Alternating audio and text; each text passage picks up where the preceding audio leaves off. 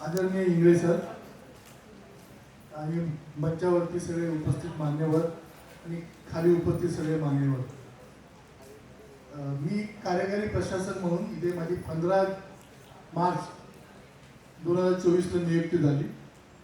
त्यानंतर मी 5-6 दिवसानंतर सगळ्या आपल्या इकडच्या सायन हॉस्पिटल परिसर आणि बाकी इतर परिसरांचा इन्स्पेक्शनचं राऊंड घेण्याचं चालू केलं। त्यावेळी सर्वप्रथम 21 तारखेला माझी सर्वप्रथम सगळ्यात डीन सरांनी इतर अधिकारी सोडले त्यानंतर सगळ्यात प्रथम भेट झाली असेल ते आपले नित्यानंद पाटील साहेब। मी जवळजवळ 17 बिल्डिंगचं इन्स्पेक्शन केलेले टोटल, म्हणजे आपले सायन हॉस्पिटल, बॅरॅक्स, धारावी, सायन कोळीवाडा, फक्त डीन बंगलोचं इन्स्पेक्शन राहून गेलेलं आहे। या सगळ्या बिल्डिंगच्या इन्स्पेक्शन सोबत पाटील साहेब माझ्याबरोबर होते आणि ओव्हरऑल सायन हॉस्पिटल एक आपल्या महानगरपालिकेचं हॉस्पिटल आहे। तर महानगरपालिकेचं हॉस्पिटलची स्वच्छता, तिकडचे प्रसाधनगृह कसे असतात हे लोकमानसात त्याची काही प्रतिमा चांगली नाही। कारण मी सायन हॉस्पिटलमध्ये मागे असेच कुठले तरी आपले नातेवाईक ॲडमिट होते, त्यावेळी मी भेट दिली असता, तिकडे स्वच्छता एवढी काही चांगली नव्हती। पण इथं आल्यानंतर जेव्हा बघितलं की सायन हॉस्पिटलमधली स्वच्छता ही अतिशय म्हणजे वागण्याजोगी, म्हणजे महापालिकेचं हॉस्पिटल असून सुद्धा तिथे सर्व परीने व्यवस्थित स्वच्छता आहे।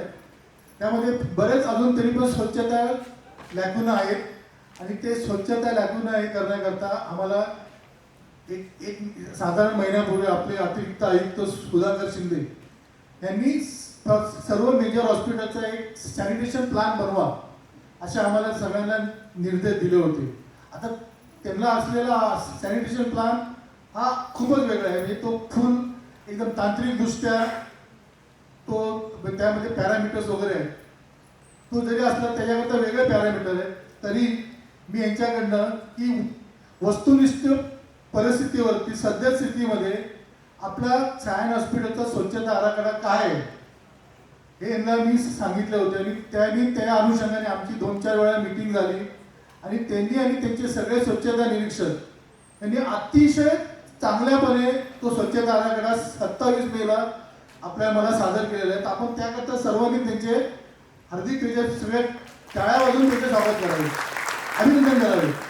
कारण त्या आराखड्यावर मी गेले 3 दिवस, आता मी लवकर काय बोलतोय की माझा त्या फायनल टच चालू आहे, मी खाली जाऊन त्याच्यावरती फायनल करेन। तर मला सोमवारी आपल्या अतिरिक्त आयुक्त यांना मला तो आराखडा त्यांना सादर करायचा आहे।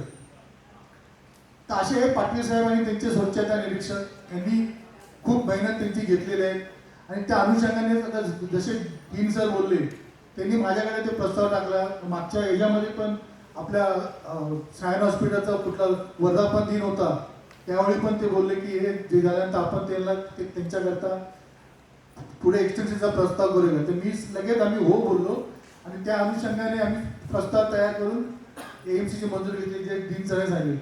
सगळ्यात म्हणजे इम्पॉर्टंट म्हणजे पाटील साहेब हसतमुख असतात, किती काम पडलं काय केलं ते सगळी कामं ते व्यवस्थित लिहून सर्वपरी ते काम पूर्ण करायचा प्रयत्न करतात आणि कुठल्याही कामाला नाही बोलत नाही। त्यांनी त्या आराखड्यावरती मला माहिती आहे त्यांनी किती मेहनत घेतली असावी, कारण मला आता हे करताना मी घरी रोज 3 दिवस झाले, कारण बरेच पॅरामीटर आहेत, 12 वाजेपर्यंत बसून मी तयार करतो, व्हॉट्सअप करतो, माझ्या क्लार्कला टाईप करतो, परत चेक करतो असं चालू आहे। तर आज ते मी तो माझा अंतिम स्वरूपामध्ये आलेला आहे।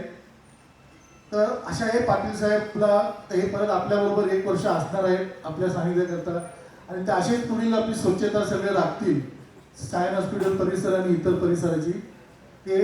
आणि मला खरोखर खाली जाण्यासाठी मी इंगळे साहेबांच्या अगोदर बोललो त्याबद्दल क्षमस्व आणि अशा पाटील साहेबांना त्यांचं उर्वरित आयुष्य सुखासमाधानाचं जावं हे जावं एवढे बोलून मी माझे 2 शब्द चालू। धन्यवाद।